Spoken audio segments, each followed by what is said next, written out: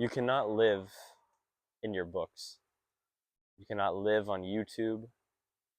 You cannot live in a journal.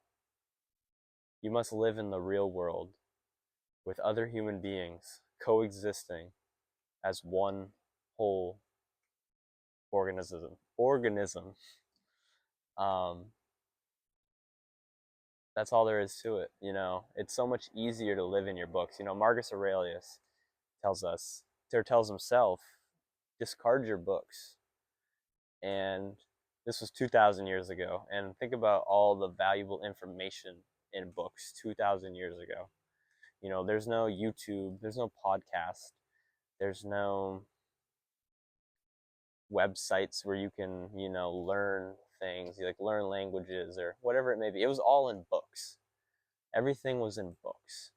And he tells himself to discard them. And this doesn't mean books are bad. This doesn't mean you should never read. This doesn't mean having a book is like a sin or something. That is not the real world. You do not live inside of a book. Life is easier in a book. You see moral excellence displayed, and you think you can be like that. You see or hear stories of old of heroes and legends, and stories of Socrates and Plato, Aristotle, Jesus, Marcus Aurelius, all these people. And it's so soothing to be in that world, with just moral excellence and amazing epithets for the self that you can just feed off of and learn of. But when you go to the real world and you don't apply those, why are you even reading? What is your goal? Or when you watch a YouTube podcast for 3 hours and the lessons you're learning in there, you don't even apply to your real life. You watch a fasting video for an hour thinking, oh, I should start fasting. There's a lot of good benefits.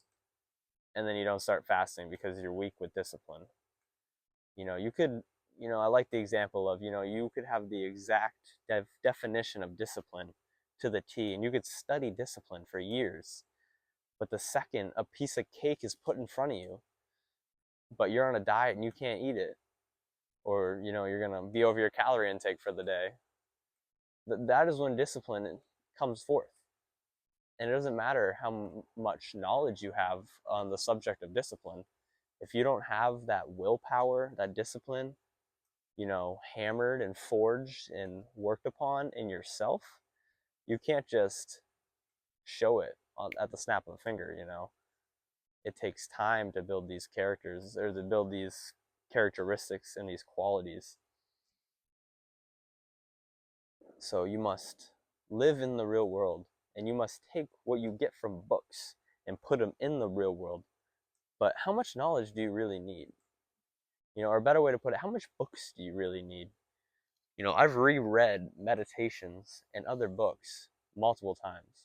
Meditations like 4 times. You don't need just book after book after book after book.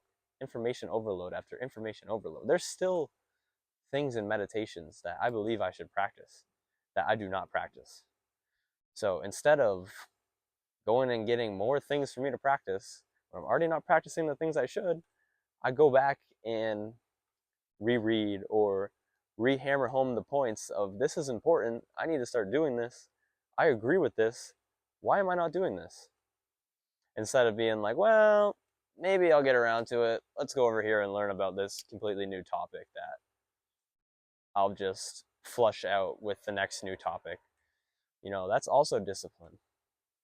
I made a video about information overload, and if you want to watch that, I think it was a good video. And it talks about, just information overload.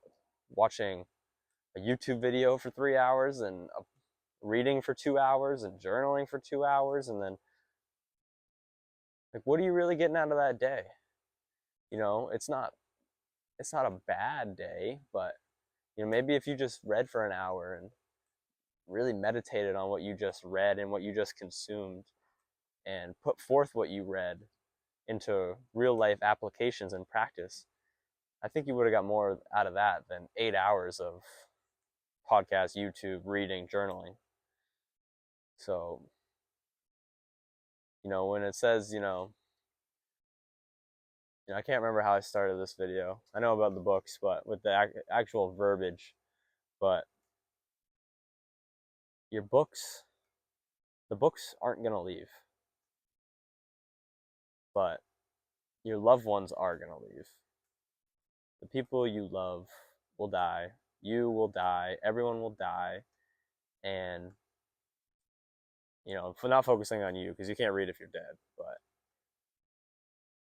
your loved ones are going to die. Imagine not going to a family gathering because you were just about to finish that book you're really enjoying, or not going to hang out with your friends because you really gotta hit that journaling quota, and you really gotta do this, like watch the new podcast that came out. That podcast is going to be there tomorrow, that book is going to be there tomorrow, your journaling practice is going to be there tomorrow.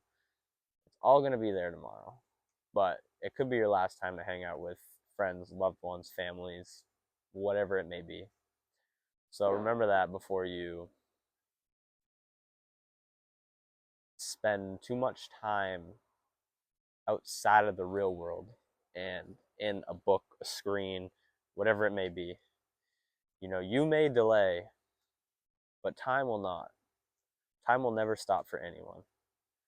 And as long as you delay,